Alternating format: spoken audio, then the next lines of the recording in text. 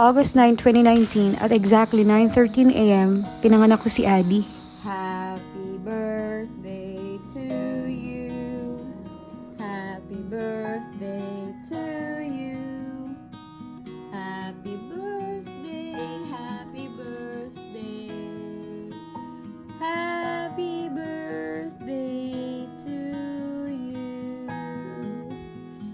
Happy birthday, Eddie. Oh, blow the candle. You make a wish muna. Wait, make a wish.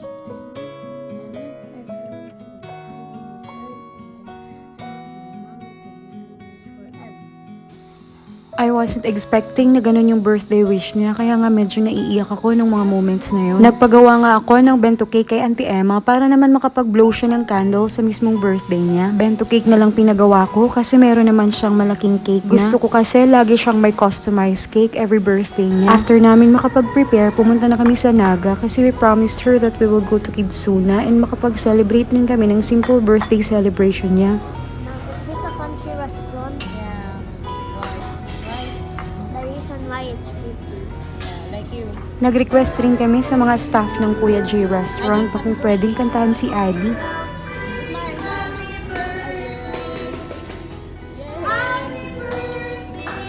Medyo nahihiya pa yan. Hindi naman kasi niya alam nakakantahan siya.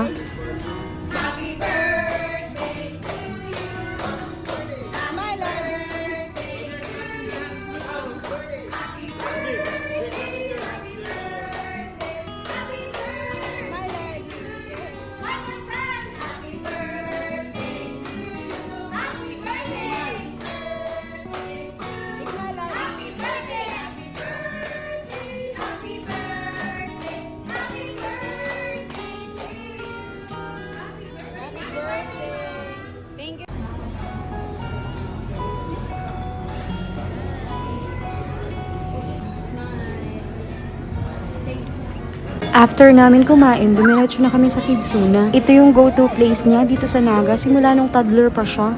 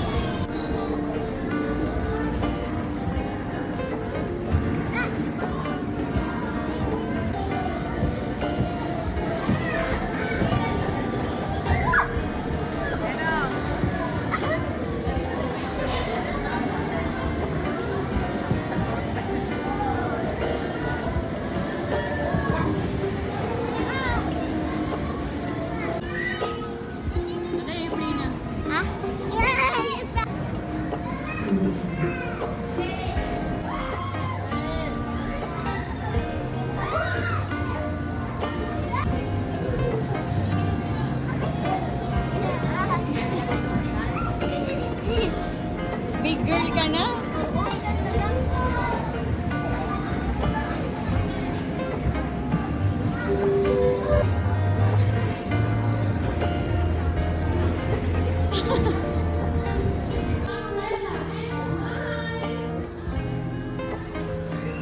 At dyan nga, nagpatugtog rin ng birthday song ang Kidsuna. Meron rin kasi palang nagsa-celebrate ng birthday dyan. First few minutes, mukhang okay pa siya, pero kalaunan yun, may lagnat na. Di na namin tinapos yung oras, umalis na rin kami, masama na kasi pakiramdam niya. Need rin kasi namin na bumili ng gift. Nagpadala kasi ang Tita Bambi niya ng cash gift. Love na love yan ni Tita Bam niya, kaya naman sobrang binibless rin si Tita Bambi ni Lord. After nyan, pumunta pa kami ng Landers, nagkatagpo rin kasi kami ng mga in-laws ko. At yan, nung medyo umokay na yung pakiramdam ni Adi, ginamit na namin yung regalo ni Tita Bam. We hope you're happy, Adi. We're looking forward to celebrating more birthdays with you. We love you, baby!